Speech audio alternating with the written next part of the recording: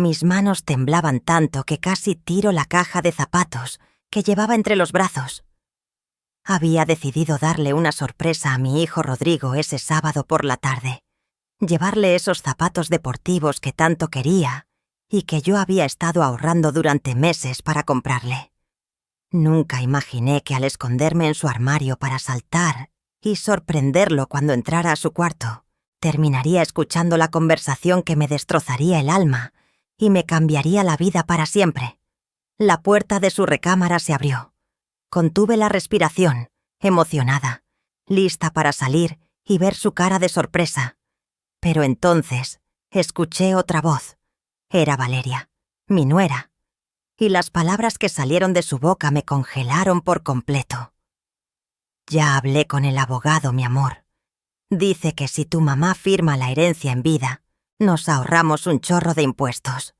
La casa queda a tu nombre desde ahorita, y ella solo tiene el usufructo. Cuando se muera, ya es nuestra sin broncas. El corazón me dio un vuelco tan fuerte que sentí que me iba a desmayar ahí mismo, entre las camisas y pantalones de mi único hijo.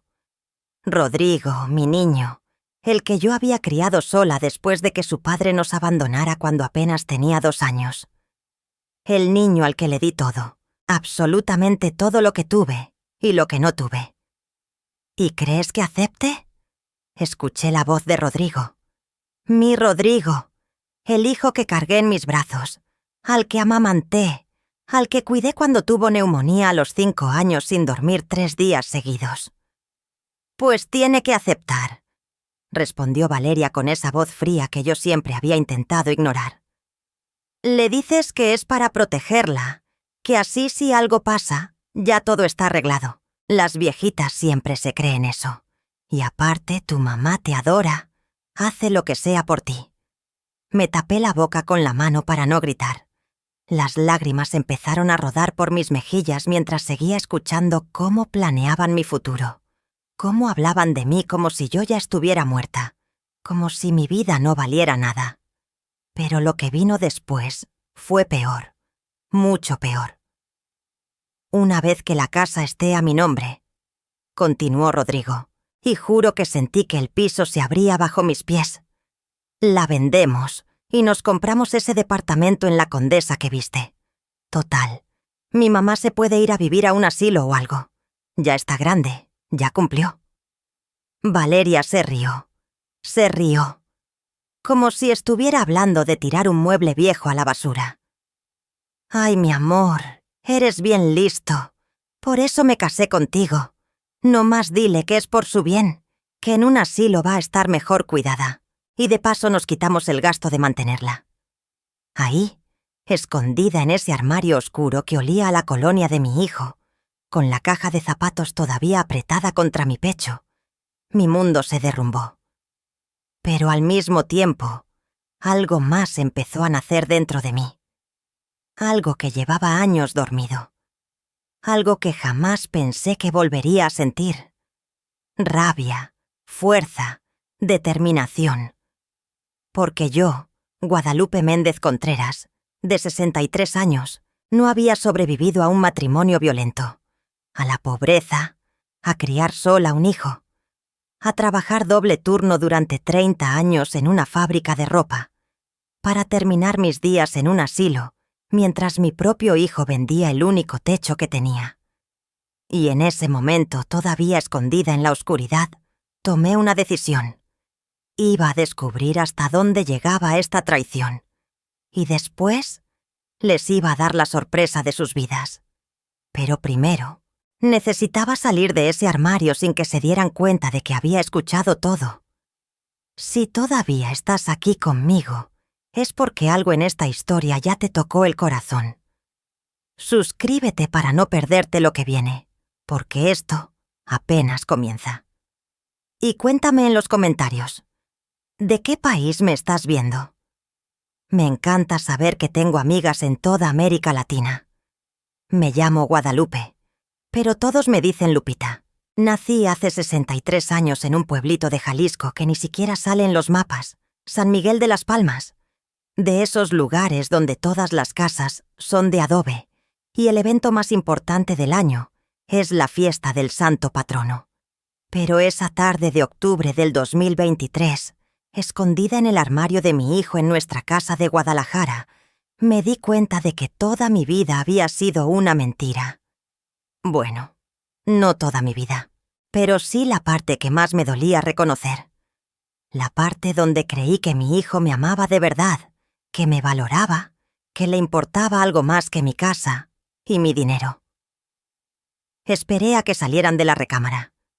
Cada segundo parecía una eternidad. Escuché sus pasos alejándose, la puerta cerrándose, y después el ruido del carro arrancando en la entrada. Solo entonces me atreví a salir de mi escondite. Mis piernas apenas me sostenían. Me senté en la cama de Rodrigo. Esa cama que yo misma había tendido esa mañana como hacía todos los días desde que él y Valeria se mudaron conmigo hace 2 años, después de que perdieron su departamento por no pagar la renta. Los había recibido con los brazos abiertos, feliz de tener a mi hijo cerca otra vez, feliz de conocer a mis futuras nietas o nietos, porque Valeria siempre hablaba de que querían una familia grande. Qué ingenua fui. La caja de zapatos seguía en mis manos. La abrí. Eran unos Nike negros con blanco, talla 8,5, exactamente los que Rodrigo quería. Me habían costado 2.400 pesos que ahorré limpiando casas los fines de semana, además de mi pensión de la fábrica. Porque mi pensión del IMSS apenas alcanzaba para lo básico. 1.800 pesos al mes después de 30 años de trabajo. Una miseria. Pero era mía. La casa también era mía. Una casa modesta de 2 pisos en la colonia Providencia. De esas construcciones de los años 80 con piso de mosaico y paredes de ladrillos inacabados finos. Pero era mía. La había heredado de mi madre, que la heredó de mi abuela. 3 generaciones de mujeres que habían mantenido ese techo con uñas y dientes. Y ahora mi propio hijo quería arrebatármela. Me quedé ahí sentada no sé cuánto tiempo, con esos zapatos en las manos, sintiendo cómo algo dentro de mí se quebraba, pero también se endurecía. Como cuando calientas el vidrio y luego lo enfrías rápido. Se vuelve más resistente. Pensé en todas las veces que Valeria había hecho comentarios sobre lo grande que estaba la casa para una sola persona, sobre qué desperdicio tener 2 pisos cuando uno apenas se usa, sobre las ventajas de vivir en un lugar más moderno y pequeño, donde no hay que limpiar tanto. Yo pensaba que se preocupaba por mí, que no quería que me cansara limpiando. ¡Qué tonta! Pensé en todas las veces que Rodrigo me había dicho, «Mamá, deberías hacer un testamento para que todo quede claro». Y yo le respondía, «Ay, hijo, ¿para qué? Si todo es tuyo de todas formas, eres mi único hijo». Y él insistía, con esa carita de preocupación que ahora entendía que era pura actuación. Pensé en la vez, hace como 3 meses, que encontré unos papeles del notario en el buró de Rodrigo cuando estaba limpiando su cuarto. Eran documentos sobre herencias en vida. En ese momento pensé que estaba viendo opciones para cuando yo me fuera, preparándose como buen hijo responsable. Ahora entendía que llevaban meses planeando esto. Me levanté de la cama, guardé los zapatos en la caja y la escondí en mi propio cuarto. No iba a darle nada a ese hombre, porque en ese momento dejó de ser mi hijo. Era un extraño que quería robarme. Esa noche fingí que todo estaba normal. Preparé la cena como siempre. Caldo de pollo con verduras, frijoles refritos, tortillas recién hechas. Puse la mesa. Los llamé cuando estaba listo. Nos sentamos los 3. «¿Cómo te fue hoy, mamá?», preguntó Rodrigo con esa sonrisa que antes me derretía el corazón y ahora me revolvía el estómago. «Bien, hijo. Fui al mercado. Limpié un poco. Lo de siempre», respondí, concentrándome en no temblar, en no dejar salir el veneno que sentía acumulándose en mi garganta. Valeria comía en silencio, viendo su celular. Ni siquiera fingía interés en la conversación. Nunca lo había hecho, pero yo siempre lo justificaba pensando que las muchachas de ahora son así, más independientes, menos tradicionales. Ahora veía que simplemente no le importaba. «Mamá», dijo Rodrigo después de un rato, y yo sentí que mi corazón se aceleraba. «Quiero hablar contigo de algo importante. Es sobre la casa». Ahí estaba. Ni siquiera esperaron una semana. ¿Qué urgencia tenían de sacarme de mi propia casa? «¿Qué pasa, hijo?», pregunté, llevándome una cucharada de caldo a la boca, aunque sentía que me iba a ahogar. Valeria y yo estuvimos pensando, y creemos que sería bueno que hicieras una herencia en vida. Ya sabes, para protegerte, para que si algo te pasa todo esté arreglado y no haya problemas. Me miró con esos ojos que heredó de mí, cafés y grandes, que de niño usaba para convencerme de comprarle dulces o dejarlo ver una película más. Pero ahora esos ojos estaban vacíos de amor verdadero. ¿Protegerme de qué?, pregunté, haciéndome la tonta. Ay, mamá, ya sabes, del SAT, de trámites, de que no te cobren impuestos. Si la casa está a mi nombre, pero tú tienes el usufructo vitalicio, puedes vivir aquí toda la vida, pero ya no te pueden cobrar el predial tan alto, ni nada de eso. Es un beneficio para ti. Qué bien ensayado lo tenía. Qué bien le salía la actuación. Déjame pensarlo, hijo, dije finalmente. Es una decisión muy grande. Vi cómo Valeria y él intercambiaban una mirada de complicidad que antes me hubiera parecido tierna entre esposos, pero que ahora reconocía como lo que era, la mirada de dos estafadores planeando su siguiente movimiento. «Claro, mamá, tómate tu tiempo», dijo Rodrigo, aunque noté la tensión en su mandíbula. No le gustaba que no hubiera aceptado de inmediato. Esa noche no pude dormir. Me quedé despierta en mi cama, viendo el techo, sintiendo cómo 30 años de recuerdos me pasaban por la mente como una película. Rodrigo a los 3 años, corriendo hacia mí gritando «¡Mami, mami!», cuando lo recogía de la guardería. Rodrigo a los 7, abrazándome y diciéndome que yo era la mejor mamá del mundo cuando le di su primera bicicleta usada que compré en el tianguis. Rodrigo a los 15, defendiéndome cuando un vecino me faltó al respeto. Rodrigo a los 20, prometiéndome que cuando tuviera trabajo me compraría todo lo que yo le había dado. ¿En qué momento se rompió ese niño y se convirtió en este hombre? ¿O siempre fue así y yo no quise verlo? Crecí en una familia donde el dinero nunca alcanzaba. Mi padre era campesino, trabajaba tierras que ni siquiera eran suyas, y mi madre vendía tamales en el mercado del pueblo cada fin de semana. Éramos 8 hermanos, 5 mujeres y 3 hombres. Y yo era la sexta, la que siempre pasaba desapercibida entre tanto escuincle. En San Miguel de las Palmas no había mucho futuro para una muchacha como yo. O te casabas joven o te ibas a trabajar a la ciudad. Yo hice las 2 cosas, pero no en el orden que hubiera querido.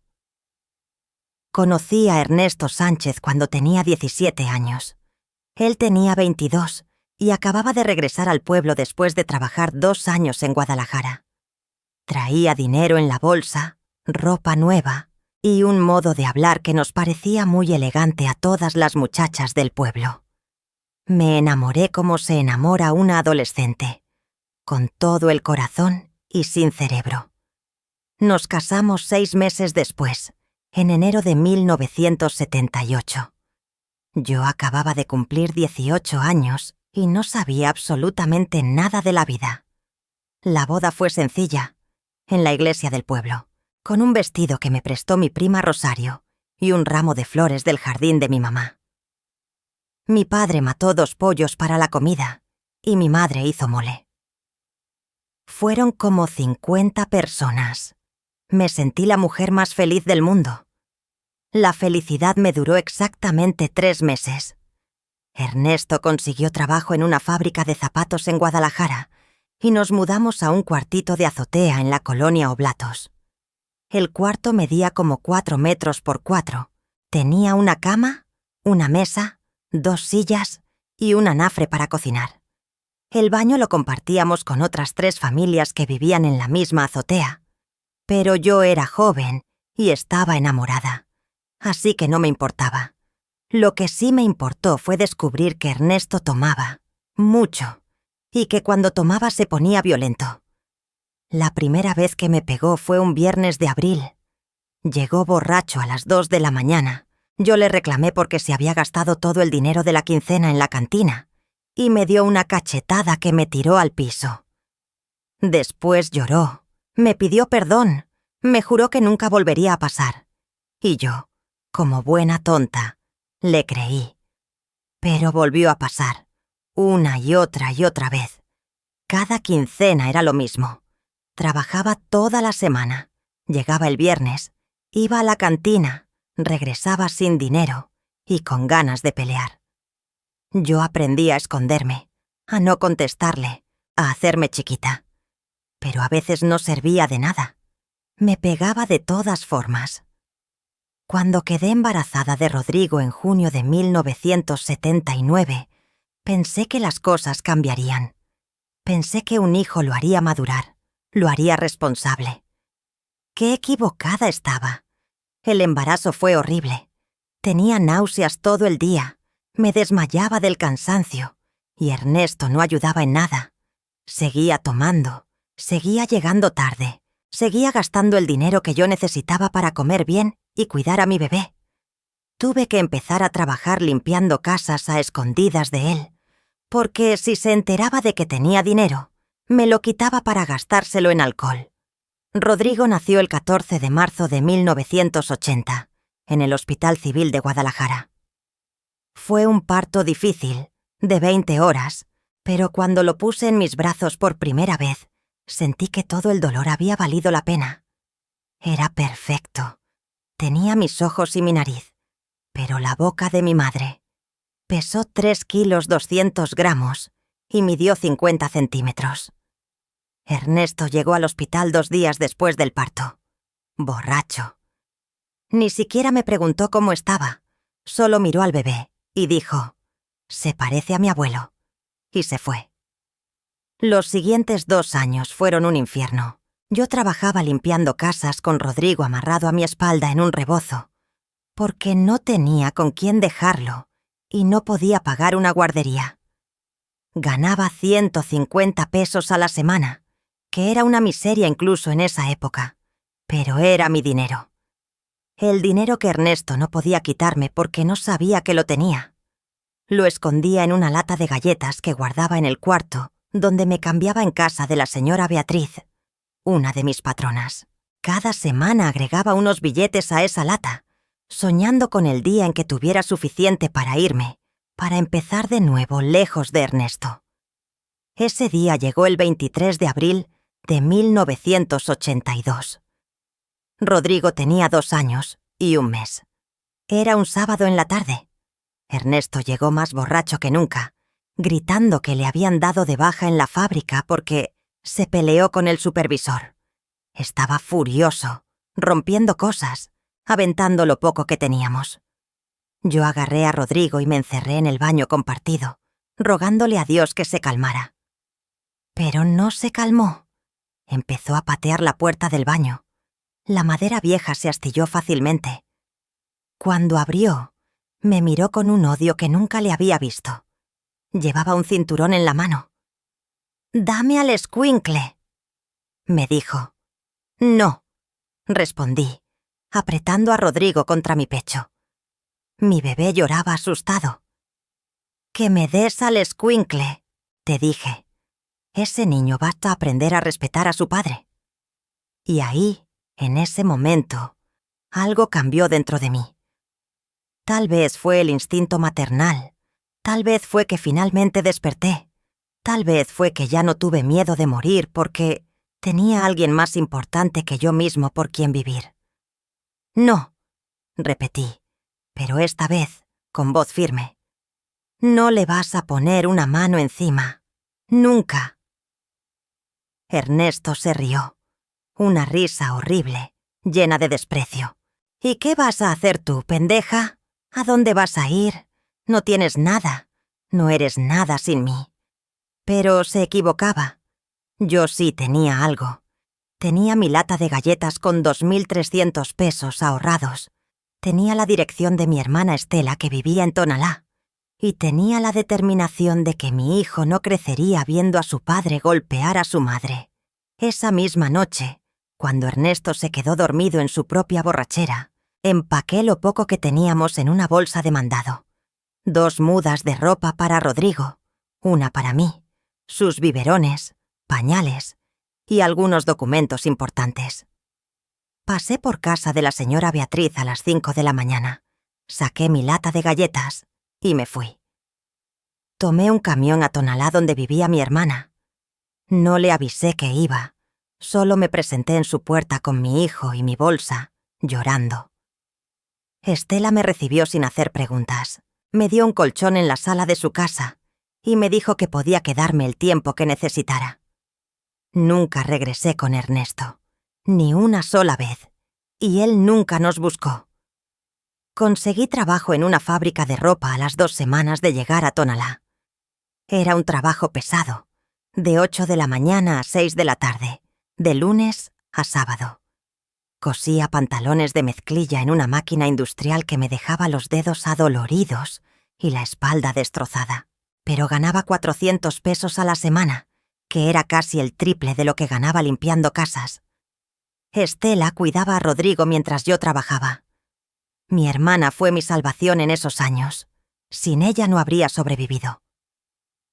Cuando Rodrigo cumplió 3 años, en marzo de 1983, recibí una noticia que cambió mi vida. Mi abuela Refugio había muerto en San Miguel de las Palmas. En su testamento me dejó su casa en Guadalajara, la casa de la colonia Providencia, donde había vivido los últimos 20 años de su vida. Mi abuela y yo siempre fuimos cercanas. Yo era su nieta favorita, aunque ella nunca lo decía abiertamente para no hacer sentir mal a mis primas. Cuando me casé con Ernesto, ella me dijo: «Ese hombre te va a hacer sufrir, Lupita, pero vas a ser más fuerte que él». Tenía razón. La casa que me dejó era modesta pero sólida. 2 pisos, 3 recámaras, un baño completo arriba y un medio baño abajo, sala, comedor, cocina pequeña y un patio trasero con un árbol de limones. Los muebles eran viejos pero funcionales.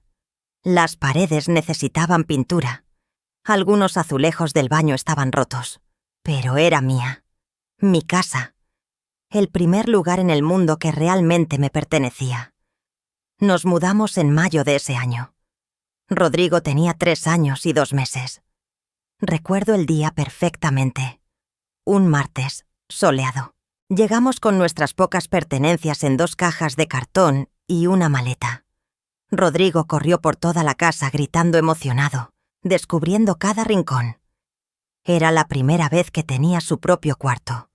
Esa noche, acosté a mi hijo en su camita nueva que había comprado usada en el tianguis por 100 pesos. Lo arropé y me senté en el piso de madera de lo que ahora era mi sala. Lloré durante horas, pero no de tristeza, sino de alivio, de gratitud, de esperanza. Tenía 23 años, un hijo de 3, ningún esposo, ninguna educación más allá de la primaria y una casa que mantener. Pero por primera vez en mi vida me sentía libre. Los siguientes años fueron de trabajo duro, pero también de felicidad. Seguí en la fábrica de ropa, trabajando de lunes a sábado. Los domingos limpiaba casas para sacar dinero extra.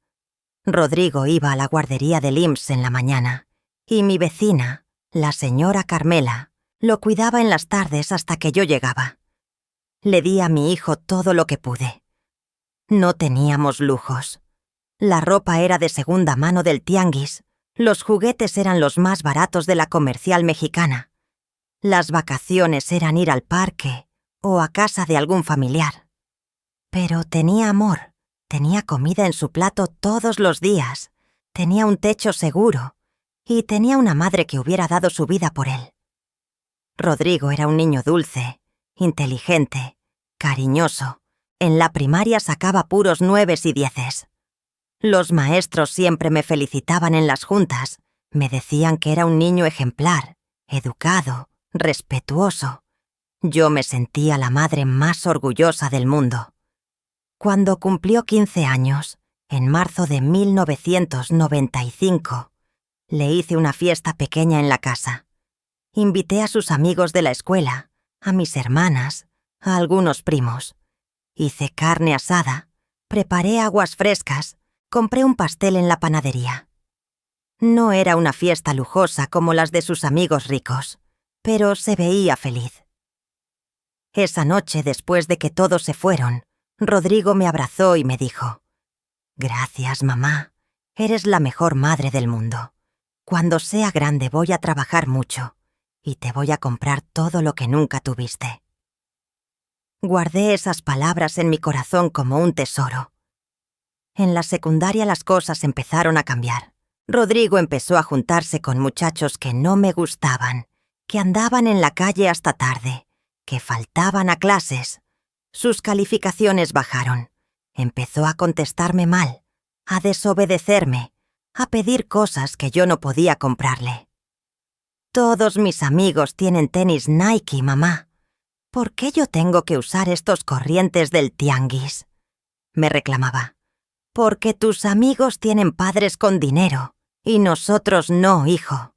Pero lo que tenemos es honesto, es nuestro. No es justo», gritaba. «Todos tienen más que yo. Me da vergüenza invitar a mis amigos a esta casa vieja». Esas palabras me dolían más que todas las veces que Ernesto me había pegado. Pero me decía a mí misma que era normal, que era la adolescencia, que se le pasaría. No se le pasó. En la preparatoria conoció a un grupo de muchachos que venían de familias con dinero. Hijos de doctores, de abogados, de empresarios. Rodrigo empezó a avergonzarse de mí, de mi trabajo, de nuestra casa, de nuestra vida. Cuando sus amigos venían a buscarlo, me pedía que no saliera, que no los saludara, que me quedara en mi cuarto. «Es que, mamá, te ves muy humilde y ellos son diferentes», me explicaba. Yo tragaba el dolor y asentía, pensando que algún día entendería, que algún día valoraría todo lo que había hecho por él. Terminó la preparatoria con promedio de 7. Apenas suficiente para entrar a una universidad pública. Estudió Administración de Empresas en la Universidad de Guadalajara. Durante esos 4 años, yo seguí trabajando doble turno para pagarle sus gastos, sus libros, su comida, el camión. Él no quería trabajar mientras estudiaba. Decía que necesitaba concentrarse en la escuela. Se graduó en 2004, cuando tenía 24 años. Yo tenía 44. Ese día lloré de felicidad en la ceremonia de graduación. Mi hijo, un profesionista, el primer universitario de la familia. «Ahora viene lo bueno, mamá», me dijo. «Voy a conseguir un trabajo increíble y te voy a sacar de esa fábrica. Ya no vas a tener que trabajar nunca más». Esperé ese momento durante años, pero nunca llegó. Rodrigo consiguió trabajo en una empresa de publicidad. Su sueldo era bueno, 8,000 pesos al mes, que en esa época era un buen dinero. Pero en lugar de ayudarme, se mudó a un departamento con 2 amigos. Decía que necesitaba su espacio, que ya era un adulto. Yo seguía trabajando en la fábrica. Me habían subido a supervisora. Ganaba 6,000 pesos al mes. Los domingos seguía limpiando casas. Rodrigo me visitaba cada 2 o 3 semanas. Siempre llegaba con prisa, se quedaba 1 hora, comía lo que yo le preparaba y se iba. Nunca me preguntaba cómo estaba, si necesitaba algo, si la casa requería alguna reparación. Solo hablaba de él, de su trabajo, de sus planes, de sus sueños. Conoció a Valeria en 2010, cuando él tenía 30 años y ella 26. La trajo a la casa un domingo. Era bonita, delgada, con cabello largo y uñas perfectas. Traía ropa cara y hablaba con un acento que sonaba a que había estudiado en escuelas privadas. Me trató bien ese día, me ayudó a poner la mesa, me felicitó por la comida, me hizo preguntas sobre mi vida. Pensé que era buena muchacha, que tal vez le haría bien a Rodrigo, que tal vez lo haría más responsable, más maduro. Se casaron en 2011, en una boda grande en un jardín elegante de Zapopan. Yo no pagué ni un peso de esa boda. Todo lo pagaron los padres de Valeria, que tenían dinero. El padre era dueño de una cadena de ferreterías y la madre venía de una familia de rancherías. Gente con dinero de generaciones. En la boda me sentí fuera de lugar. Todas las mujeres traían vestidos caros, joyas, peinados de salón. Yo traía un vestido que me costó 500 pesos en el centro y que me había peinado yo misma. Nadie me hablaba. Nadie me incluía en las conversaciones. Era invisible. Rodrigo me presentó con sus suegros solo porque no tuvo de otra. «Ella es mi mamá, Guadalupe», dijo rápidamente, como quien presenta algo de lo que está avergonzado. «Mucho gusto», dijeron los padres de Valeria, con sonrisas educadas pero frías. Nunca me volvieron a dirigir la palabra en toda la fiesta. Durante los primeros 9 años de matrimonio, Rodrigo y Valeria vivieron en un departamento en Providencia que rentaban por 12,000 pesos al mes. Yo los visitaba a veces, siempre que me invitaban, que no era muy seguido. Llevaba comida, postres, regalos pequeños. Ellos nunca venían a mi casa. En 2020 llegó la pandemia. Como a todos, nos afectó. La fábrica cerró durante 4 meses. Me quedé solo con mi pensión de LAEMS, 1,800 pesos al mes. Fue durísimo. Tuve que vender algunas cosas para poder comer. La televisión vieja que tenía en mi cuarto, unas joyas de fantasía que me regaló mi hermana, unos muebles que ya no usaba. Rodrigo nunca me preguntó si necesitaba algo. Ni una sola vez me ofreció ayuda. Y eso que él y Valeria seguían trabajando desde casa, seguían ganando bien. Pero para ellos yo no existía. Cuando la fábrica volvió a abrir en agosto de ese año, me recontrataron pero con un sueldo más bajo, 4,500 pesos al mes. Tuve que regresar a limpiar casas los fines de semana para sobrevivir. En octubre de 2021, Rodrigo me llamó un martes en la noche. «Mamá, necesito pedirte un favor enorme», me dijo con voz angustiada. «Dime, hijo, ¿qué pasa?» «Nos corrieron del departamento. No pudimos pagar la renta estos últimos 3 meses y el dueño nos demandó. Tenemos que salir en 2 semanas. ¿Podemos quedarnos contigo mientras encontramos algo?» No lo pensé 2 veces. Era mi hijo. Claro que podía quedarse conmigo. «Claro, hijo. Esta es su casa. Vengan cuando quieran». Se mudaron una semana después, en noviembre de 2021. Trajeron sus cosas en una camioneta rentada. Muebles bonitos, una televisión enorme, cajas y cajas de ropa y zapatos, electrodomésticos caros. Todo lo metieron en la recámara principal del segundo piso, que era la más grande, y en la que era mi cuarto de costura. «Es temporal, mamá. Solo mientras juntamos para el depósito de un nuevo departamento», me aseguró Rodrigo. 2 años después, en octubre de 2023, seguían viviendo conmigo. Y ahora entendía por qué. Durante los primeros meses después de que se mudaran, todo parecía estar bien. Yo estaba feliz de tener a mi hijo cerca. Cocinaba para ellos, limpiaba la casa, lavaba su ropa. Era como volver a tener una familia. Pero las señales estaban ahí. Yo simplemente no quise verlas. La primera señal llegó en diciembre de 2021, un mes después de que se mudaron. Estaba limpiando la sala un sábado en la mañana cuando encontré unos papeles que se habían caído detrás del sillón. Eran documentos de un notario. Información sobre herencias en vida, sucesiones testamentarias, usufructos vitalicios. Cuando le pregunté a Rodrigo sobre los papeles, me dijo: «Ay, mamá, es solo información. Un compañero del trabajo me platicó de eso y me dio curiosidad. Ya sabes, por si algún día necesitamos hacer algo por tu protección». Me pareció raro, pero no le di más importancia. Pensé que era responsabilidad de su parte, que estaba pensando en mi futuro. Qué ingenua fui. La segunda señal fue en febrero de 2022. Rodrigo me dijo que necesitaba hacer unos trámites en el catastro y que necesitaba una copia de las escrituras de la casa. ¿Para qué, hijo?, pregunté. Es para actualizar el valor catastral, mamá, para que no te cobren tanto de predial. Es un trámite que me recomendaron en el trabajo.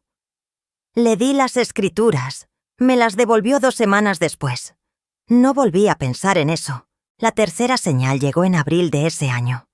Valeria empezó a hacer comentarios constantes sobre lo grande que era la casa para una sola persona. «Ay, Lupita, esta casa es enorme para ti. 2 pisos, 3 recámaras. Seguro es mucho trabajo mantenerla limpia». «No me molesta», respondí. «Es mi casa. La conozco. Pero cuando seas más viejita va a ser más difícil. Deberías pensar en algo más pequeño, más manejable. Hay unos departamentos bonitos cerca de aquí, de una sola planta». «No quiero departamento», decía yo. «Aquí está mi vida». Valeria sonreía con esa sonrisa que ahora reconocía como falsa. «Claro, claro. Solo es una sugerencia». La cuarta señal fue en julio de 2022. Rodrigo me invitó a desayunar a una cafetería en Chapultepec un domingo. Era raro porque nunca hacíamos ese tipo de cosas, pero me emocioné. Pensé que quería pasar tiempo conmigo. Durante el desayuno estuvo muy cariñoso, preguntándome cómo estaba, si necesitaba algo, recordando historias de cuando era niño. Mi corazón se derritió. Pensé que mi hijo había vuelto, que el Rodrigo egoísta de los últimos años había sido solo una etapa. Al final del desayuno sacó el tema. «Mamá, he estado pensando en tu futuro. Tú ya tienes 62 años. ¿Has pensado qué va a pasar cuando ya no puedas trabajar?» «Pues tengo mi pensión», respondí. «Sí, pero es muy poca. No te alcanza ni para lo básico. Y la casa, aunque es tuya, tiene gastos. Predial, agua, luz, mantenimiento. ¿Cómo vas a pagar todo eso cuando te retires?» «Pues trabajaré hasta que pueda, hijo, como he hecho siempre». Rodrigo tomó mi mano. El gesto me conmovió. «No quiero que trabajes hasta que te mueras, mamá. Mereces descansar. Por eso he estado investigando opciones. Hay una que me parece muy buena. Puedes hacer una herencia en vida. La casa pasa a mi nombre, pero tú conservas el usufructo vitalicio. Eso significa que puedes vivir aquí hasta que te mueras. Nadie te puede sacar. Pero yo pago todos los gastos de la casa: predial, servicios, mantenimiento. Tú solo te preocupas por disfrutar tu jubilación». Sonaba bien, sonaba como un hijo preocupado por su madre. Pero algo dentro de mí me decía que esperara. «Déjame pensarlo, hijo». Vi un destello de frustración en sus ojos, pero lo disimuló rápidamente. «Claro, mamá, piénsalo bien. Pero no tardes mucho. Estos trámites son más fáciles cuando los haces con tiempo». La quinta señal fue en octubre de ese año. Valeria empezó a llevar a amigas a la casa cuando yo no estaba. Lo supe porque mi vecina Carmela me lo dijo. «Oye, Lupita, ayer vi que Valeria trajo como a 3 mujeres a tu casa. Eran como de su edad. Estuvieron como 2 horas adentro y luego se fueron». «¿Y qué hacían?», pregunté. «Pues no sé. Las vi tomando fotos de la casa, del patio, de la fachada. Como que estaban midiendo cosas». Esa noche le pregunté a Valeria sobre las visitas. Ay, son unas amigas decoradoras. Les estaba enseñando la casa porque les pareció linda la arquitectura. Ya sabes cómo son las muchachas. Les gusta ver casas bonitas. Otra mentira, pero yo todavía no quería aceptarlo. La sexta señal llegó en enero de 2023. Rodrigo me pidió que firmara un poder notarial temporal para que él pudiera hacer algunos trámites en mi nombre. ¿Qué trámites?, pregunté. Ay, mamá, cosas del predial, del agua, de la luz. Como yo pago ahora esas cosas, es más fácil si tengo el poder para ir a las oficinas sin que tengas que ir tú. Total, tú estás trabajando y no tienes tiempo. Algo en mi interior gritaba que no lo hiciera. Por primera vez, le hice caso a mi instinto. No, hijo. Si necesitas que vayas a algún trámite, me avisas y voy contigo. Pero no voy a dar poderes. Rodrigo se molestó. Fue la primera vez que lo vi realmente enojado conmigo desde que vivía en mi casa. ¿Por qué eres tan desconfiada, mamá? Soy tu hijo. No te voy a robar. No dije que me ibas a robar. Solo dije que no doy poderes. No me volvió a hablar durante 3 días. Valeria tampoco. Me trataron como si fuera invisible en mi propia casa. La séptima señal fue en mayo de 2023. Escuché a Rodrigo hablando por teléfono en el patio. No era mi intención espiar, pero estaba en la cocina y la ventana da al patio. Su voz sonaba emocionada. Sí, amigo. Es una casa en muy buena ubicación. 2 pisos, 150 metros de terreno, construcción sólida. Se puede remodelar y vender fácil en 2 millones de pesos. No, todavía no está a mi nombre, pero pronto lo estará. Mi mamá ya está grande, está a punto de aceptar. Sentí que me clavaban un cuchillo en el pecho, pero me dije a mí misma que tal vez malentendí, que tal vez estaba hablando de otra casa, de un proyecto de trabajo. Seguí engañándome. La octava señal fue en agosto de 2023. Valeria dejó su laptop abierta en la mesa del comedor. Yo estaba limpiando y sin querer moví el mouse. La pantalla se encendió y vi una conversación de WhatsApp abierta con alguien llamado Dr. Ramos, abogado. El mensaje decía: ¿cuánto tiempo toma el trámite de herencia en vida una vez que la señora firma? Necesitamos que sea lo más rápido posible. Mi esposo quiere vender la propiedad antes de fin de año. No pude leer más porque escuché los pasos de Valeria bajando las escaleras. Cerré rápidamente la laptop y seguí limpiando como si nada. Pero ya no pude ignorar las señales. Ya no pude mentirme a mí misma. Empecé a estar más atenta, a escuchar conversaciones, a observar sus movimientos, a revisar papeles cuando no estaban. Y entonces llegó ese sábado de octubre, cuando decidí darle una sorpresa a Rodrigo con los zapatos que tanto quería, y terminé escondida en su armario, escuchando cómo planeaban robarme mi casa y meterme a un asilo. Si todavía estás aquí conmigo es porque sabes que a veces las historias más dolorosas son las que más necesitamos escuchar. Suscríbete para que estas historias lleguen siempre a ti. Y recuerda, aquí hay mucho más que lo que cabe en un solo video. Los días siguientes a ese sábado fueron los más difíciles de mi vida. Tenía que seguir fingiendo que no sabía nada. Tenía que seguir siendo la madre servicial, la que cocinaba, limpiaba, lavaba su ropa. Tenía que verlos a los ojos y sonreír cuando por dentro me estaba muriendo. Pero también estaba planeando. Porque si algo aprendí en 63 años de vida, es que una mujer puede ser muchas cosas al mismo tiempo. Herida y fuerte, dolida y decidida, traicionada y estratégica. Lo primero que hice fue ir al banco el lunes siguiente. Saqué todo el dinero que tenía en mi cuenta de ahorros. 18,000 pesos que había estado guardando durante años. Lo guardé en una lata de galletas escondida en mi closet, igual que había hecho 40 años atrás cuando escapé de Ernesto. Algunas tácticas nunca pasan de moda. Lo segundo fue hablar con mi hermana Estela. La llamé desde un teléfono público porque no confiaba en que Rodrigo o Valeria no hubieran encontrado alguna forma de revisar mi celular. «Estela, necesito tu ayuda», le dije cuando contestó.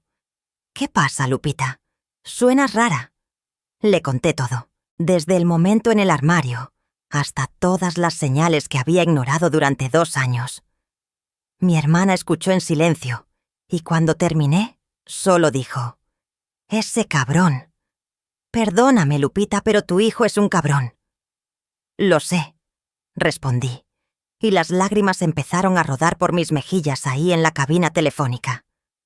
«Lo sé. ¿Qué vas a hacer?» «No sé. Por eso te llamo. Necesito pensar. Necesito un plan». «Necesitas un lugar donde quedarte». «Todavía no. Primero necesito saber exactamente qué están planeando». «Ten mucho cuidado, hermana. Esa gente es capaz de cualquier cosa cuando hay dinero de por medio». Tenía razón, pero yo también era capaz de mucho cuando se trataba de defender lo que era mío. Lo tercero que hice fue investigar sobre herencias en vida. Fui a una notaría pública en el centro y pedí información. La secretaria me atendió muy amablemente. «Mire, señora, la herencia en vida es legal y tiene beneficios fiscales, pero usted tiene que estar completamente segura de que quien recibe la propiedad va a respetar su usufructo vitalicio». «¿Y si no lo respeta?», pregunté. «Pues ahí es donde está el problema. Una vez que la propiedad está a nombre de otra persona, aunque usted tenga el usufructo, técnicamente ellos son los dueños. Pueden vender si usted acepta, pueden hipotecar, pueden hacer muchas cosas. ¿Y si venden sin que yo acepte?». «En teoría no pueden, pero en la práctica hay formas. Presión psicológica, amenazas, en casos extremos hasta encierros en asilos declarando incapacidad mental. He visto de todo, señora». Sentí que se me helaba la sangre. «Y no hay forma de revertir una herencia en vida una vez hecha». «Es muy difícil. Tendría que probar que firmó bajo engaño o coerción. Y eso requiere abogados, juicios, años de trámites. No es fácil». Salí de esa notaría con más miedo que cuando entré, pero también con más determinación. No iba a firmar nada, y tenía que encontrar la forma de protegerme. Lo cuarto que hice fue hablar con mi vecina Carmela. Ella había sido mi amiga durante más de 30 años. La conocía desde que me mudé a esa casa. Era una mujer sabia, de 72 años, viuda, que había criado sola a 4 hijos. «Carmela, necesito que me hagas un favor. Dime, Lupita. Necesito que si ves algo raro en mi casa, si me ves salir con maletas, si ves que me llevan a algún lado, me busques. Llama a mi hermana Estela. Aquí está su teléfono». Le di un papel con el número de Estela. «¿Qué está pasando, mija?». Carmela me miró con esos ojos llenos de preocupación. Le conté una versión resumida. Carmela negó con la cabeza. «Los hijos de ahora ya no son como antes. Ya no tienen respeto, ya no tienen valores. Pero tranquila, yo te cuido. Si veo algo raro, hablo». «Gracias, Carmela. ¿Y ya pensaste qué vas a hacer?». «Todavía no, pero algo se me va a ocurrir». Durante las siguientes semanas, Rodrigo y Valeria aumentaron la presión. Cada día había una conversación sobre la herencia en vida. «Mamá, ya hablé con el notario. Dice que el trámite solo toma 2 semanas si llevamos todo en orden». «Lupita, de verdad es lo mejor para ti. Imagínate, nunca más preocuparte por pagar el predial, la luz, el agua. Nosotros nos encargamos de todo». «Mamá, ¿por qué eres tan terca? Solo queremos ayudarte». Yo respondía siempre lo mismo. «Déjame pensarlo un poco más». Y mientras ellos presionaban, yo investigaba. Fui con otro abogado, uno que me recomendó Carmela. Se llamaba licenciado Fuentes y tenía su oficina en un edificio viejo del centro. No me cobró la consulta. Señora Guadalupe, lo que sus hijos y su nuera están planeando es legal pero inmoral. Y tengo malas noticias.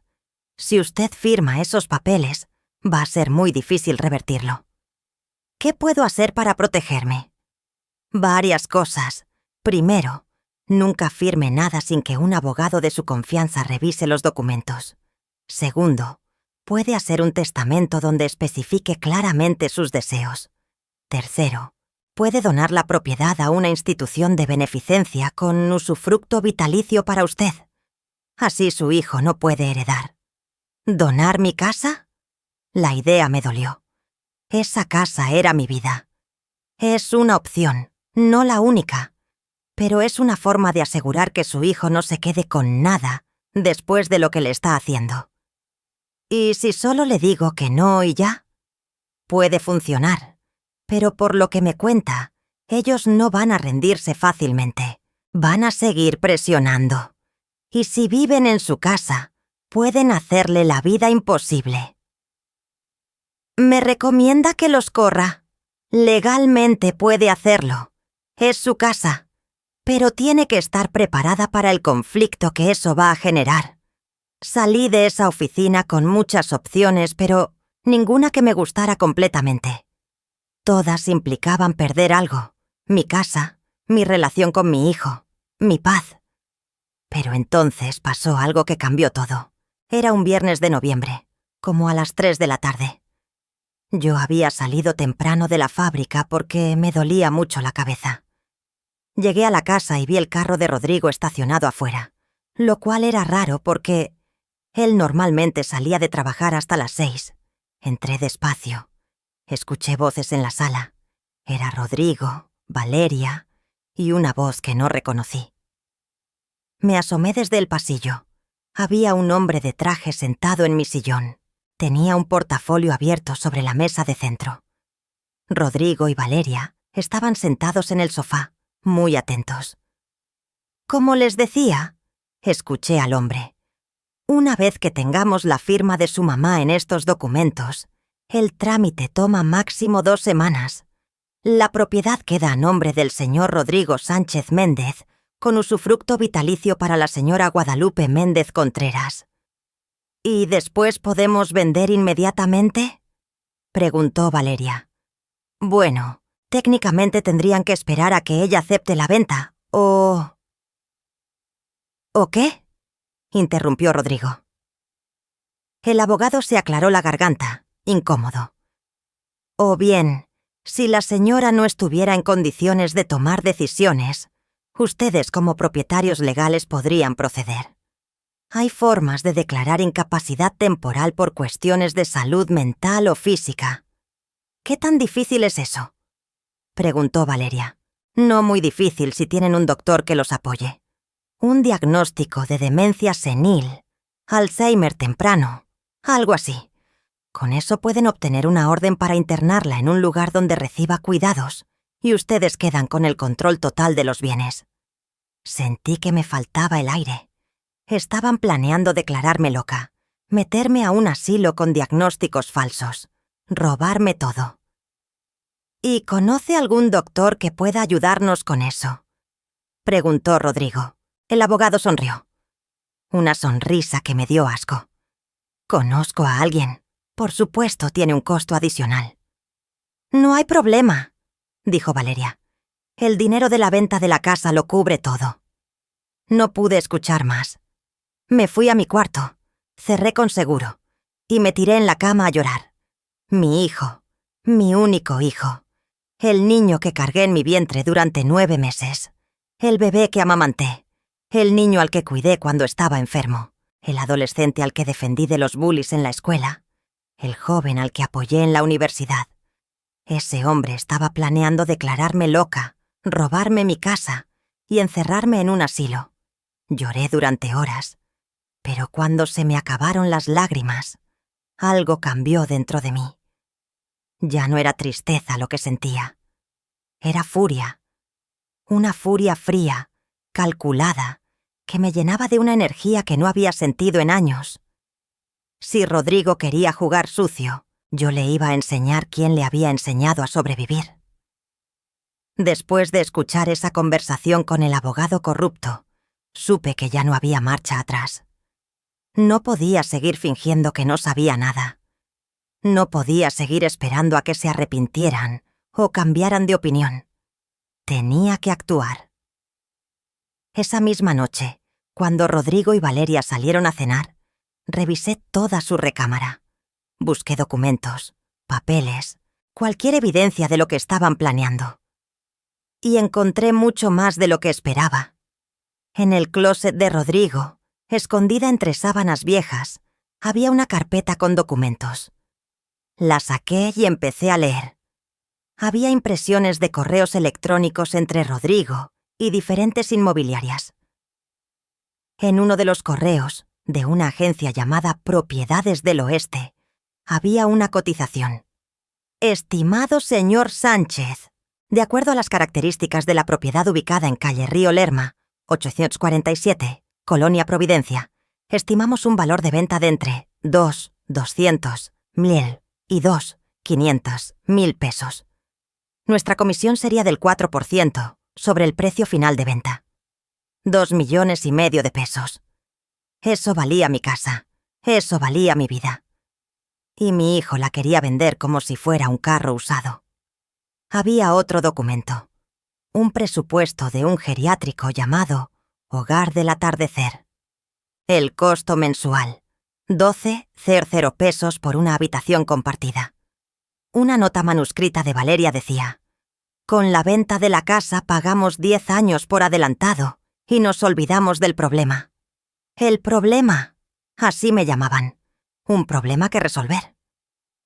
Seguí revisando.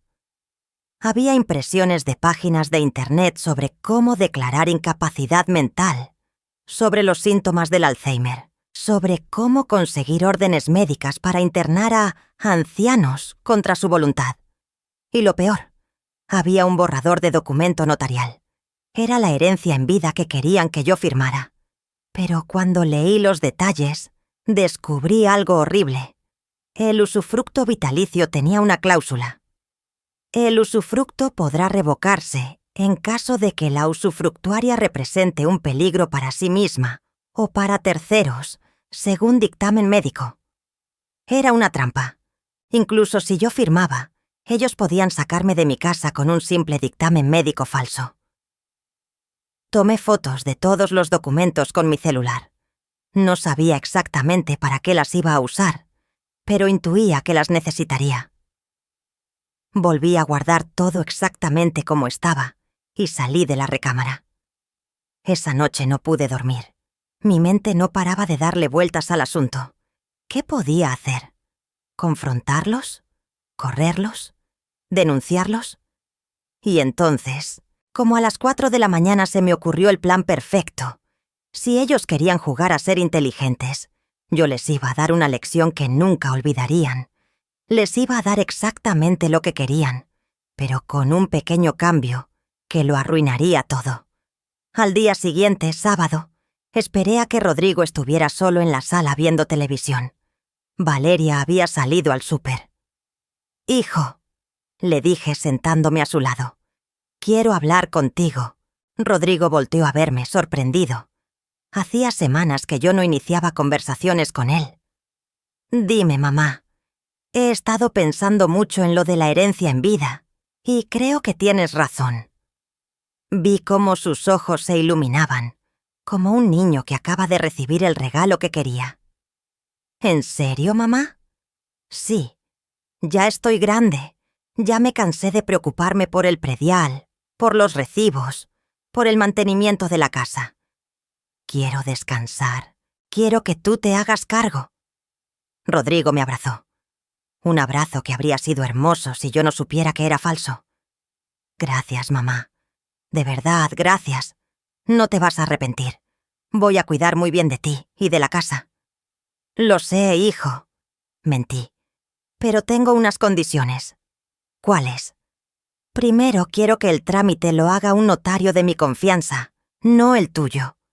Vi una sombra cruzar por su rostro, pero rápidamente la disimuló. Claro, mamá, el que tú quieras. Segundo, quiero que antes de firmar, revisemos juntos el documento con mi abogado. ¿Tienes abogado?, preguntó y noté el nerviosismo en su voz. Conseguí uno. Una amiga me recomendó al licenciado Fuentes. Solo quiero estar segura de que todo esté bien. Me parece perfecto, dijo Rodrigo, aunque su sonrisa ya no llegaba a sus ojos. ¿Cuándo podemos hacer el trámite?, pregunté. Cuando tú quieras, mamá. Entre más pronto mejor. Está bien. El lunes hablo con el licenciado y te aviso qué día podemos ir al notario. Esa noche escuché a Rodrigo y Valeria hablando en su cuarto. Tenían la puerta cerrada, pero yo me paré afuera, en el pasillo oscuro, y escuché. Te dije que iba a aceptar, decía Valeria. Las viejitas siempre aceptan cuando les das la vuelta correcta. Sí, pero ahora quiere meter a su abogado. Eso puede complicar las cosas. No importa. Una vez que firme, lo demás es fácil. Además, ¿qué va a hacer un abogado barato de esos? Nuestro abogado sabe cómo manejar estos casos. ¿Y si se arrepiente en el último momento? No se va a arrepentir. Ya dio el sí. Solo tenemos que presionarla un poquito más estos días para que no se eche para atrás. Tenían razón en una cosa. Yo había dicho que sí, pero lo que no sabían es que mi sí era muy diferente al que ellos esperaban. Aquella mezcla de coraje y liberación que acabas de sentir. Esa fuerza que te recorre el pecho ahora mismo no es casualidad. Miles de mujeres han pasado por ese mismo momento, cuando decidieron que ya basta. Y existe un camino para cultivar esa determinación todos los días, para recordar tu propio poder cuando la vida intente hacerte olvidarlo. En la descripción del video y en el primer comentario fijado está el link a los libros que creé pensando exactamente en este momento, el momento en que decides que mereces más. Ahí encontrarás palabras que te acompañan en los días difíciles y celebran contigo los días buenos. Si quieres llevar esa fuerza contigo, el camino está ahí esperándote. Pero ahora volvamos a lo que pasó después. El lunes en la mañana fui a la oficina del licenciado Fuentes. Le conté mi plan. Señora Guadalupe, lo que me está proponiendo es arriesgado, pero si está dispuesta a llegar hasta el final, podría funcionar.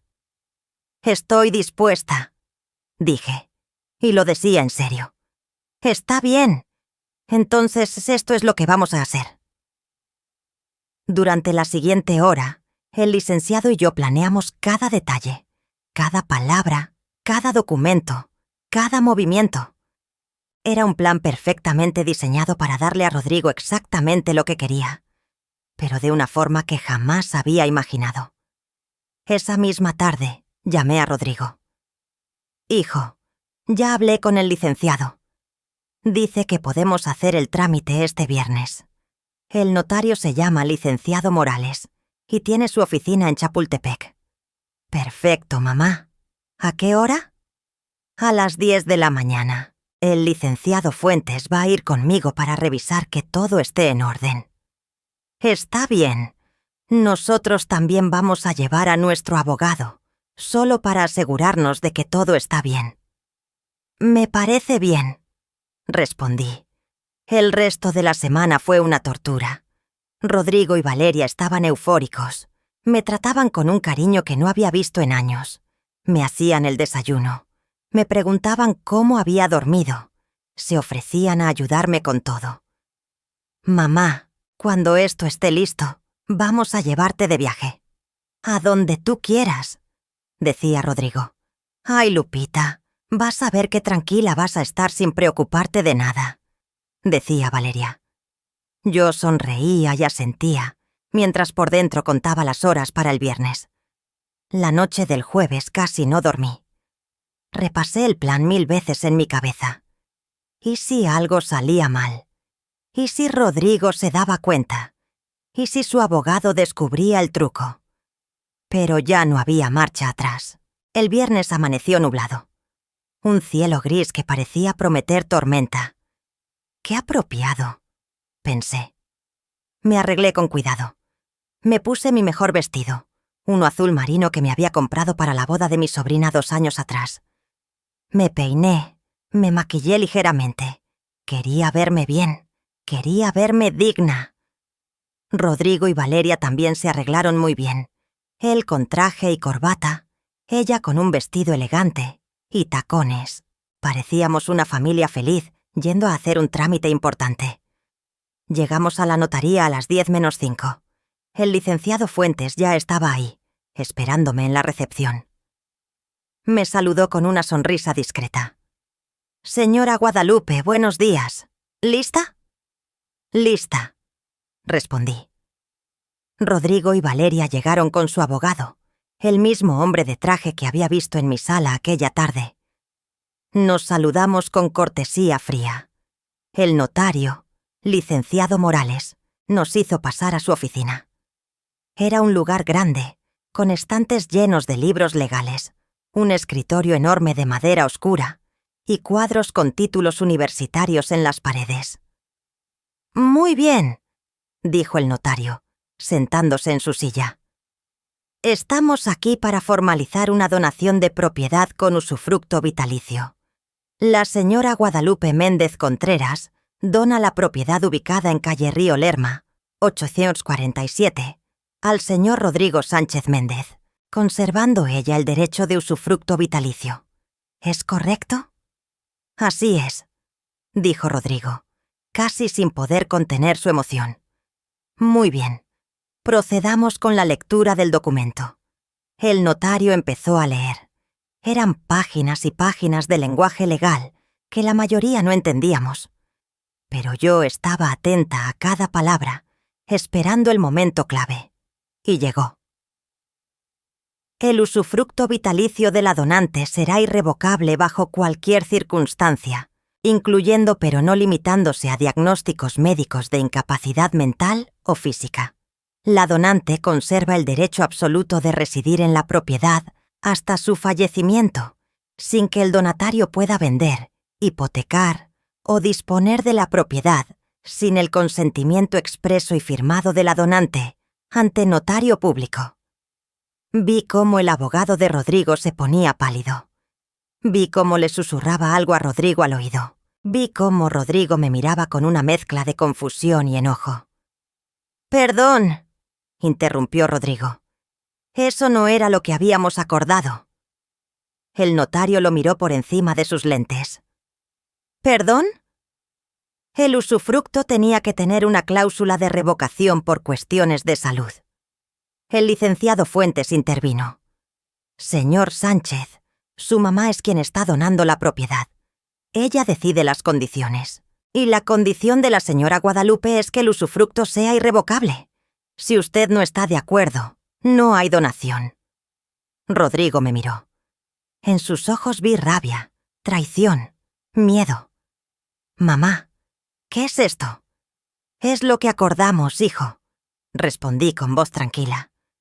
«Tú te quedas con la casa cuando yo me muera, pero mientras yo viva aquí, nadie me puede sacar.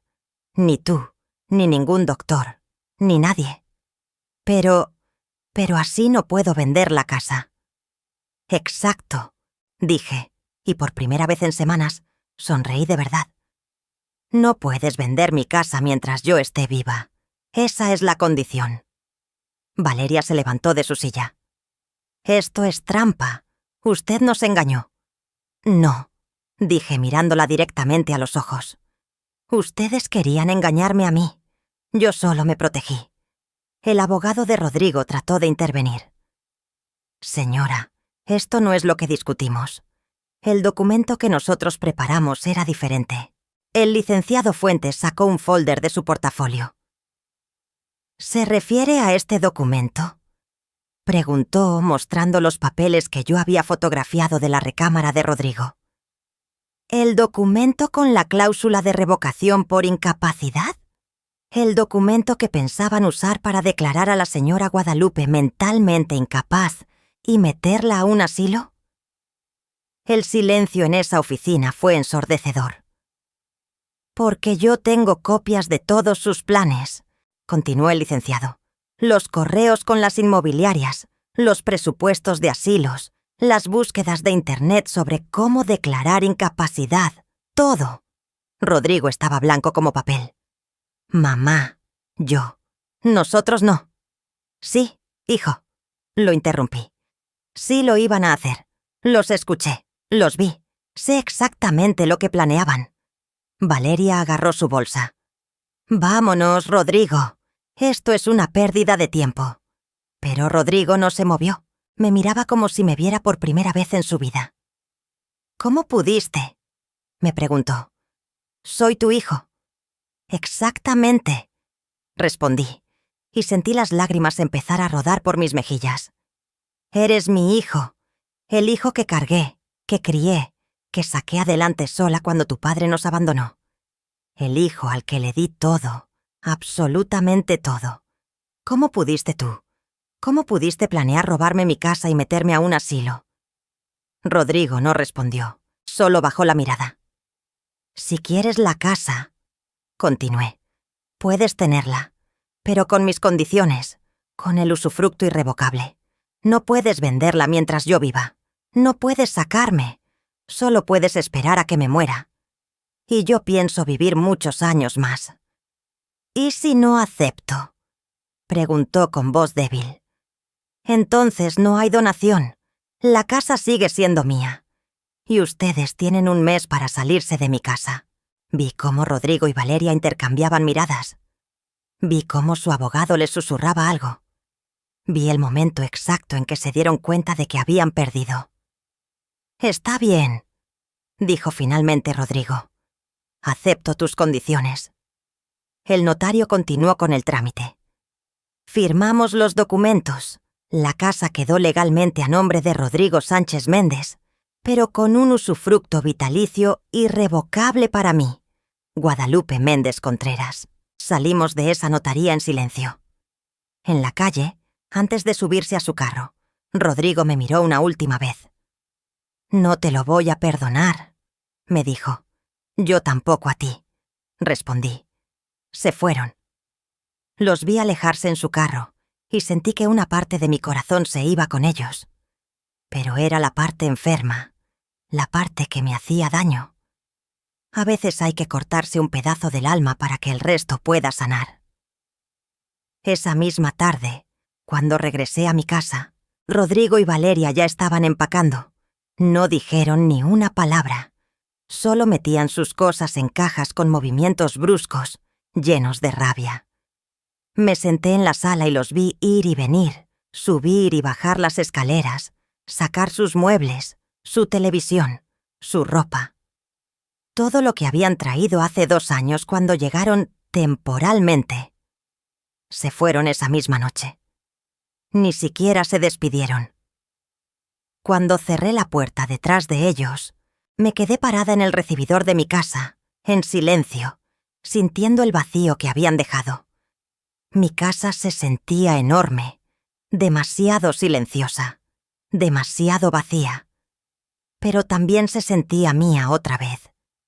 Esa noche dormí mejor de lo que había dormido en 2 años. Los primeros días después de que se fueron extraños. Me levantaba en las mañanas y por costumbre iba a prepararles el desayuno. Entonces recordaba que ya no estaban y me hacía solo un café y un pan tostado. Limpiaba la casa y de repente me encontraba en la puerta de lo que había sido su recámara, esperando entrar a tender la cama. Entonces recordaba que ya no necesitaba hacerlo. Cocinaba porciones para 3 personas y terminaba tirando comida porque no podía comerla toda yo sola. Pero poco a poco me fui acostumbrando. La primera semana, mi hermana Estela vino a visitarme. «¿Cómo estás?», me preguntó, abrazándome fuerte. «No sé», respondí honestamente. «A veces bien, a veces mal. A veces siento que hice lo correcto. A veces siento que perdí a mi hijo para siempre. Lo que hiciste fue protegerte, Lupita, y eso siempre es correcto. Estela se quedó conmigo ese fin de semana. Cocinamos juntas, vimos películas, platicamos de todo y de nada. Me hizo bien tener compañía. La segunda semana, Carmela, mi vecina, tocó a mi puerta con un tupperware lleno de tamales. «Para que no cocines tanto», me dijo, «y para que sepas que no estás sola». «Gracias, Carmela». «¿Ya supiste algo de Rodrigo?» «Nada. No ha llamado. No ha venido. Es como si yo hubiera muerto para él». Carmela negó con la cabeza. «El tiempo pone a cada quien en su lugar, mija. Ya verás». La tercera semana recibí una llamada que no esperaba. Era Valeria. «Lupita, necesito hablar contigo». «¿Sobre qué?», pregunté fría. «Sobre Rodrigo. Nos vamos a separar». Sentí como si me hubieran dado un golpe en el estómago. «¿Qué?». «Sí, ya no funciona. Desde lo de la casa, todo cambió entre nosotros. Él dice que por mi culpa perdió su herencia. Yo digo que él es un cobarde que no fue capaz de enfrentar a su mamá. Peleamos todos los días. Ya no aguanto». No supe qué decir. «¿Y me llamas para qué?», pregunté finalmente. «Para que sepas que tenías razón. Yo solo estaba con Rodrigo por interés, por la casa, por el dinero que pensé que había. Pero no hay nada. Él gana lo justo, tiene deudas, y ahora ni siquiera puede vender la casa. No vale la pena». Su honestidad me dejó sin palabras. «Entonces te vas a ir». «Ya me fui. Solo te llamaba para decirte que lamento lo que intentamos hacerte. Fue horrible, imperdonable, pero ya no importa. Adiós, Lupita». Colgó. Me quedé con el teléfono en la mano, procesando lo que acababa de escuchar. Rodrigo y Valeria se habían separado. Mi hijo estaba solo. Tal vez dolido, tal vez arrepentido, tal vez solo enojado. Parte de mí quería llamarlo, ir a buscarlo, abrazarlo como cuando era niño y decirle que todo iba a estar bien.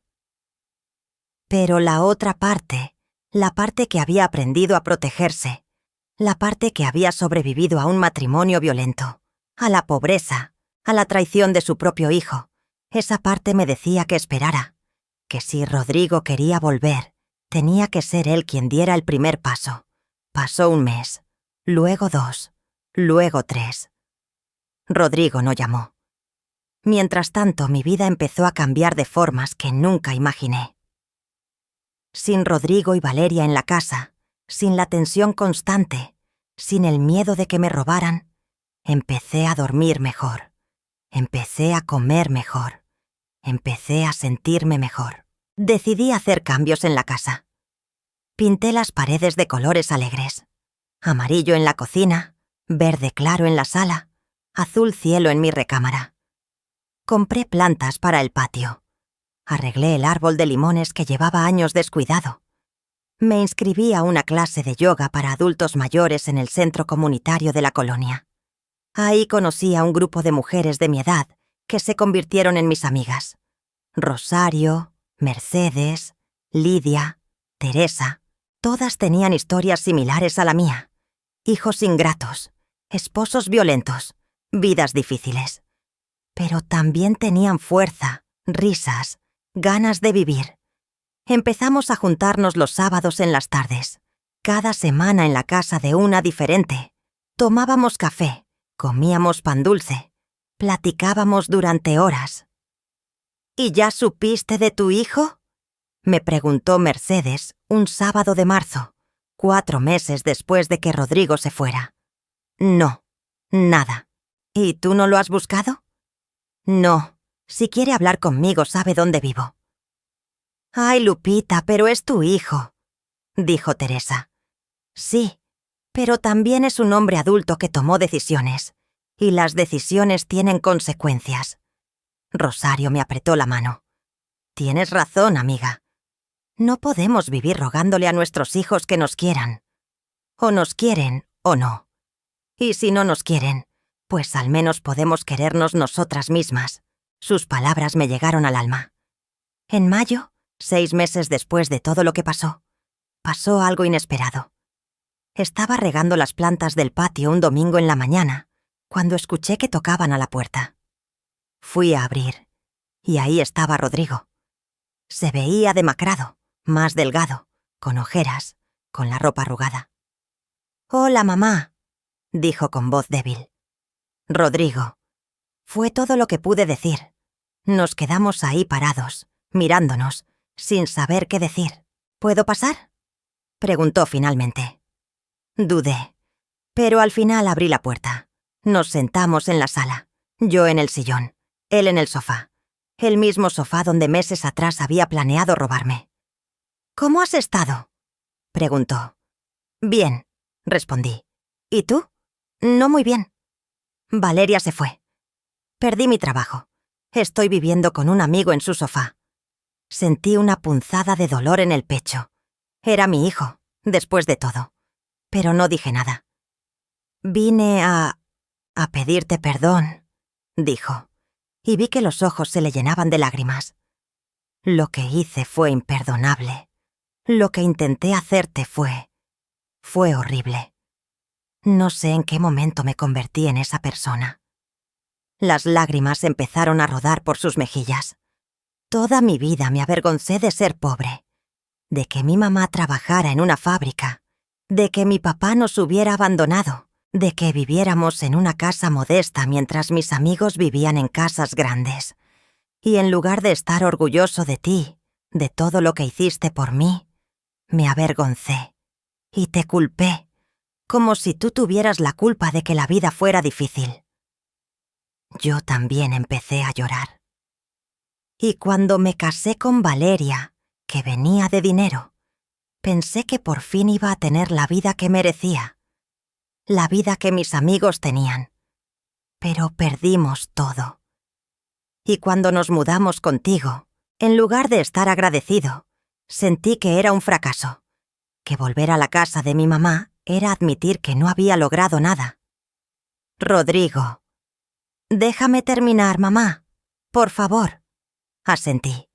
Valeria empezó a meter ideas en mi cabeza. Que la casa valía mucho dinero, que podíamos venderla y tener la vida que queríamos, que tú estarías mejor en un asilo. Y yo la escuché, porque quería creer que era verdad, porque era más fácil hacerte a ti la villana que admitir que yo era un fracasado. Se tapó la cara con las manos y lloró como no lo había visto llorar desde que era un niño pequeño. «Perdóname, mamá. Perdóname por todo, por avergonzarme de ti, por intentar robarte, por ser un mal hijo. Perdóname». Me levanté del sillón y me senté a su lado. Lo abracé como lo abrazaba cuando tenía 5 años y se caía y se raspaba las rodillas. «Ya, hijo, ya», lloró en mis brazos durante mucho tiempo. Y yo lloré también, por todo lo que habíamos perdido, por todo lo que podríamos haber sido, por todo el dolor que nos habíamos causado.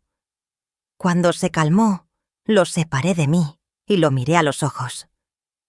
«Te perdono, Rodrigo, pero las cosas no pueden volver a ser como antes. Lo sé, la casa sigue a tu nombre, pero mientras yo viva, es mía, y nunca voy a cambiar eso». «Está bien. Ya no quiero la casa, mamá. De verdad. Solo quiero que me des una oportunidad de ser mejor hijo». «¿Y cómo vas a hacer eso?».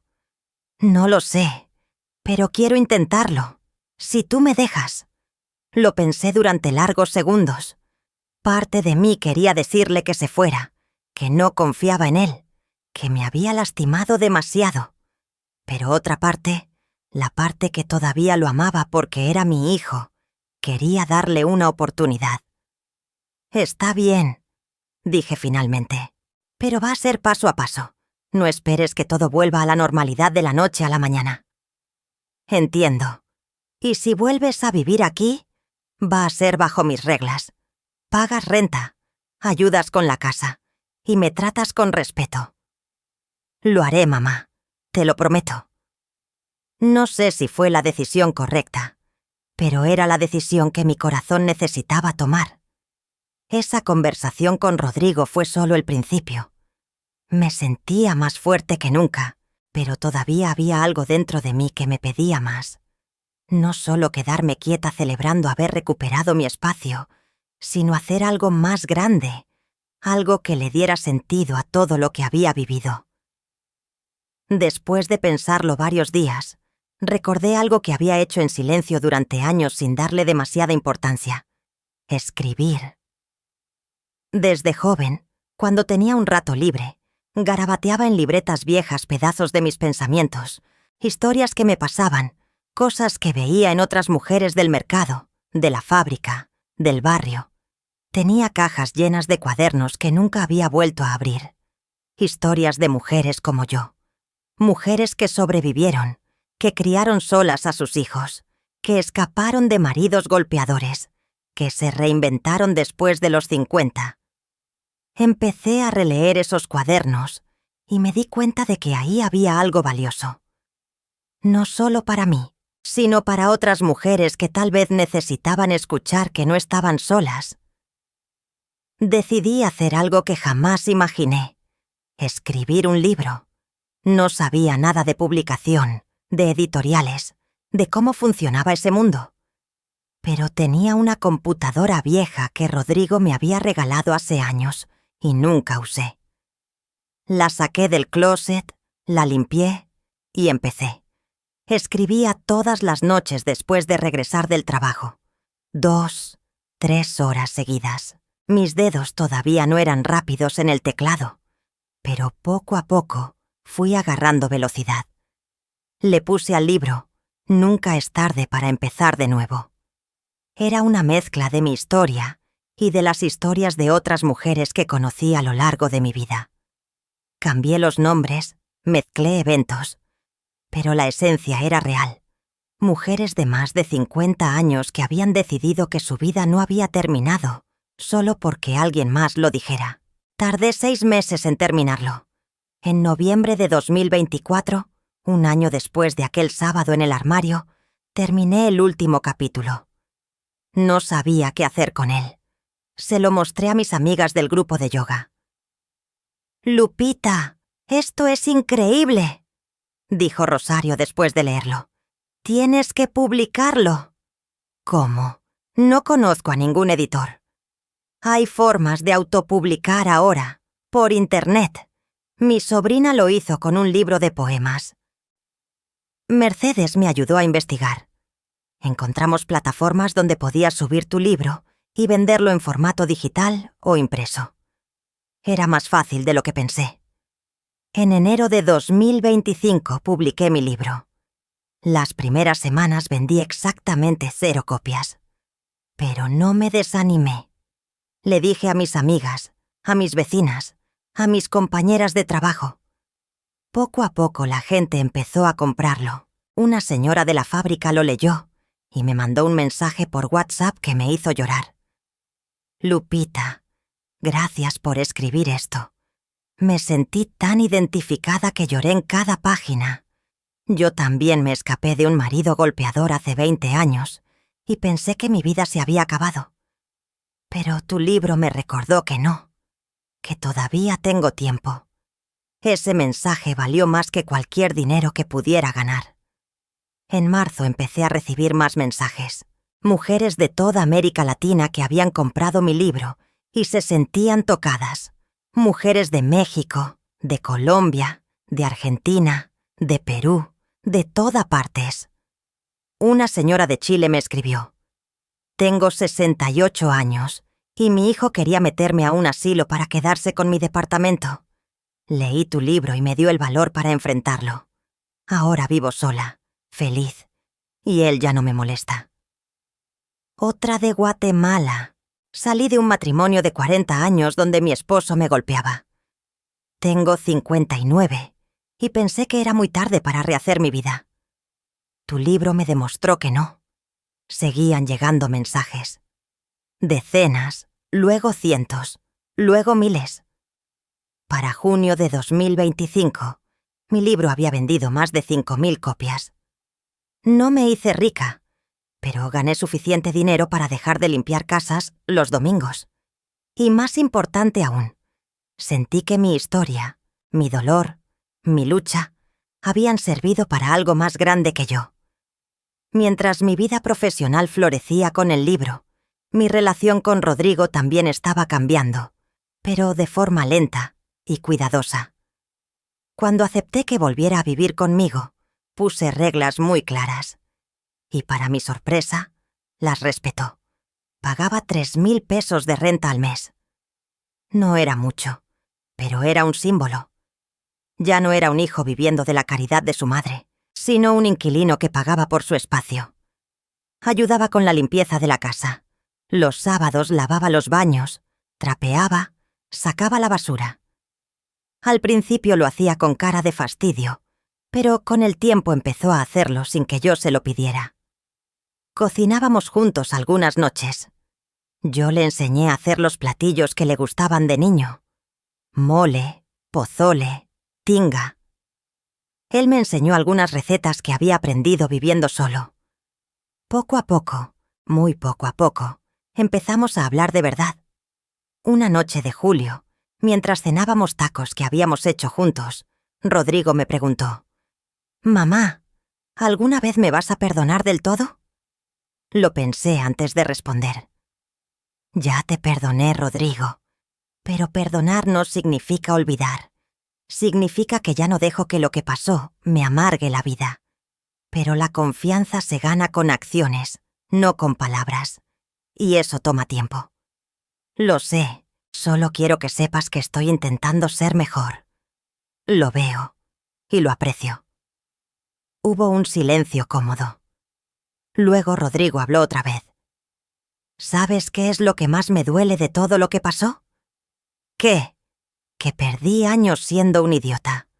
Años en los que pude haber sido un buen hijo, en los que pude haber disfrutado de tu compañía, de tu cariño, y los desperdicié avergonzándome de ti, tratándote mal, planeando cómo robarte.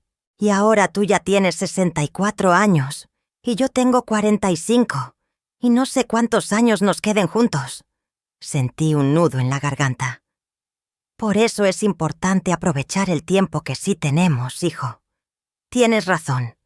En agosto, Rodrigo consiguió un trabajo nuevo. Era en una empresa pequeña de logística. No ganaba tanto como antes, pero era un trabajo deshonesto. Empezó a llegar a casa con historias sobre sus compañeros, sobre sus días, sobre sus proyectos. Yo también le platicaba sobre mi libro, sobre los mensajes que recibía de lectoras, sobre las ideas que tenía para un segundo libro. «Deberías escribir otro, mamá. Tienes mucho que contar». «Tal vez lo haga». Y lo hice. En octubre empecé a escribir mi segundo libro. Este se llamaría La fuerza de las mujeres que no se rinden. Era sobre resiliencia, sobre reconstrucción, sobre segundas oportunidades. Rodrigo fue mi primer lector. Le di el manuscrito cuando lo terminé en febrero de 2026 y le pedí su opinión honesta. «Es hermoso, mamá», me dijo después de leerlo. «Y es verdad, tú eres la mujer más fuerte que conozco. Ojalá lo hubiera entendido antes. Lo importante es que lo entiendes ahora. No todo fue perfecto en ese proceso de reconstrucción. Hubo momentos difíciles, discusiones, días en los que sentía que tal vez había sido un error dejar que Rodrigo volviera. Como aquella tarde de septiembre, cuando encontré que había usado mi tarjeta de crédito sin permiso para comprar gasolina. «Rodrigo, ¿por qué usaste mi tarjeta?», le pregunté molesta. «Perdón, mamá, es que no me alcanzaba hasta la quincena y necesitaba gasolina para ir al trabajo. Te iba a decir. No me importa que no te alcanzara. Me importa que tomaste mi tarjeta sin permiso. Eso no está bien». «Tienes razón, lo siento. Rodrigo, yo te di otra oportunidad porque prometiste cambiar. Pero si sigues haciendo cosas así, vamos a tener problemas. No va a volver a pasar, te lo juro». Y no volvió a pasar. Aprendió la lección. O aquella vez en diciembre cuando llegó borracho un viernes en la noche. No violentamente borracho como su padre, pero sí tomado. Me recordó tanto a Ernesto que sentí pánico. «Rodrigo, estás tomado», le dije cuando entró tropezándose. «Solo fueron unas cervezas con los del trabajo, mamá». «No me importa. En esta casa no se toma. Si quieres tomar, hazlo afuera, pero no llegues así aquí». «Ay, mamá, no exageres». «No estoy exagerando. Tu padre tomaba, y cuando tomaba me pegaba. No voy a vivir otra vez con miedo de un hombre borracho, aunque sea mi hijo». Rodrigo se puso serio inmediatamente. «Mamá, yo nunca te haría daño. Nunca». «Eso decía tu padre también, al principio». «Yo no soy mi padre». «Entonces demuéstralo. No vuelvas a llegar así». No volvió a llegar tomado. Creo que mis palabras lo asustaron tanto como me asustaron a mí recordar esos tiempos. Pero a pesar de los tropiezos, poco a poco estábamos construyendo algo nuevo. No era la relación madre-hijo que había soñado cuando Rodrigo era pequeño. Era algo diferente, más complejo, marcado por el dolor, pero también por el perdón. En abril de 2026, algo hermoso pasó. Rodrigo llegó a la casa un sábado en la tarde con una mujer. «Mamá, quiero presentarte a alguien.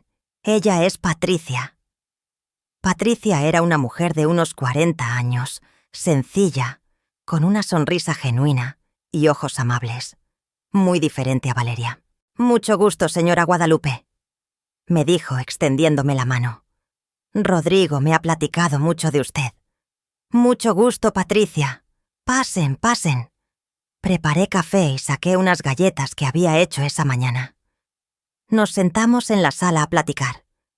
Patricia me contó que era enfermera en el IMSS, que tenía un hijo de 15 años de un matrimonio anterior, que vivía con su mamá en la colonia Santa Cecilia. «¿Y cómo se conocieron?», pregunté. «¿En el trabajo?», dijo Rodrigo. «Bueno, ella trabaja en el IMSS, cerca de mi oficina. Nos conocimos en una cafetería donde los dos vamos a desayunar. Vi cómo se miraban y sentí algo que no había sentido en años. Esperanza». Patricia no era como Valeria. No traía ropa cara ni hablaba con aires de superioridad. Era una mujer trabajadora, de clase media, con los pies en la tierra. Después de que se fueron, Rodrigo se quedó un rato conmigo.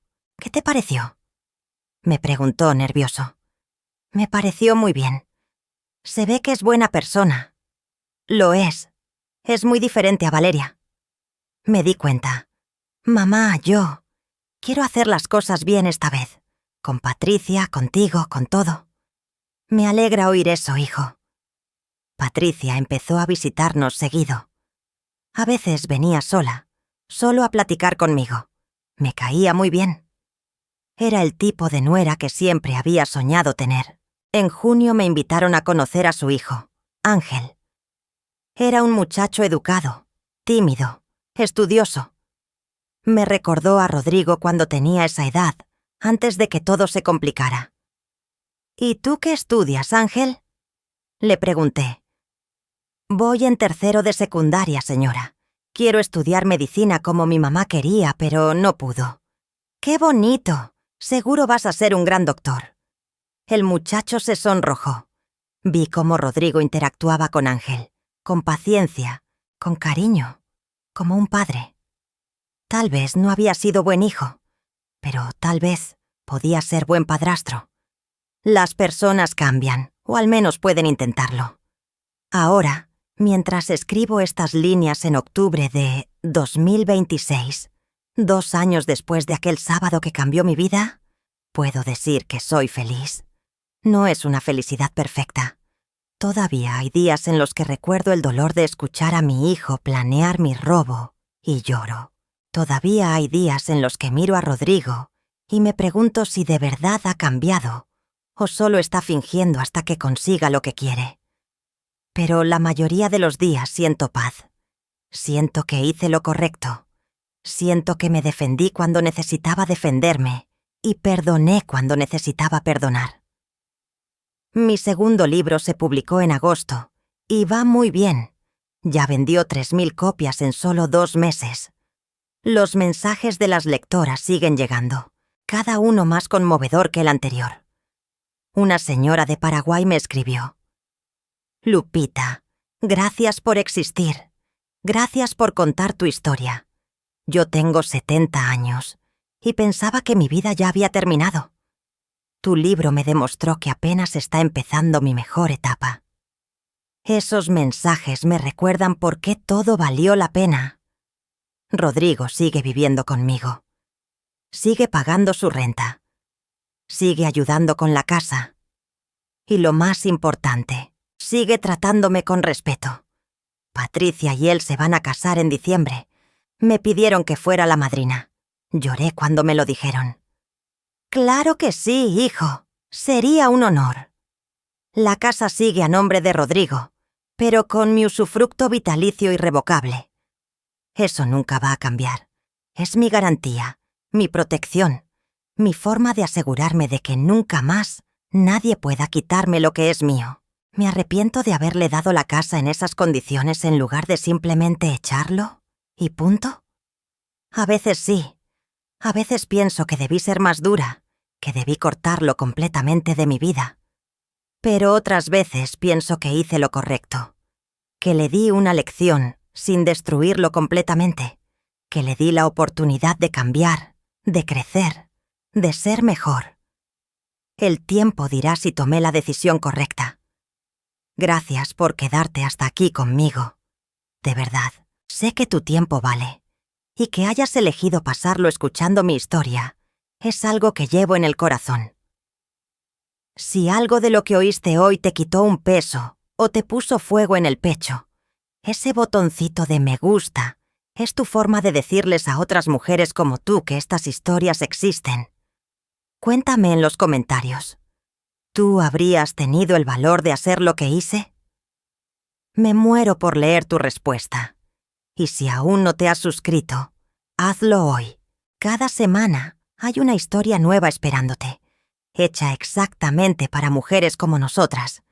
Y antes de irte, en la descripción del video y en el primer comentario fijado, está el link a los libros que creé para este canal. No son libros de autoayuda genérica. Son compañía real para los días en que necesitas recordar que tienes más fuerza de la que crees.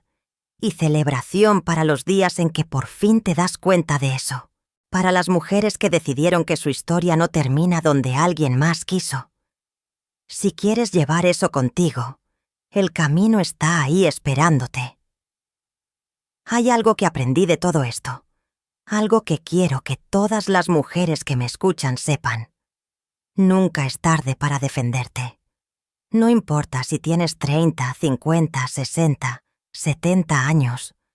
No importa si la persona que te está lastimando es tu esposo, tu hijo, tu hermano, tu jefe. No importa si llevas años aguantando porque crees que no tienes opciones. Siempre hay opciones. Siempre hay una salida. Siempre hay una forma de protegerte. Yo tenía 63 años cuando escuché esa conversación en el armario. 63 años de haber vivido siempre para otros. Para mi esposo violento cuando estaba con él. Para mi hijo cuando lo crié sola. Para mis patrones en los trabajos. Para todos, menos para mí. Y ese día decidí que ya era suficiente. Que merecía respeto. Que merecía protección. Que merecía vivir en paz en mi propia casa. No fue fácil. Tuve miedo. Lloré muchas noches. Me pregunté 1000 veces si estaba haciendo lo correcto. Pero lo hice. Y sobreviví.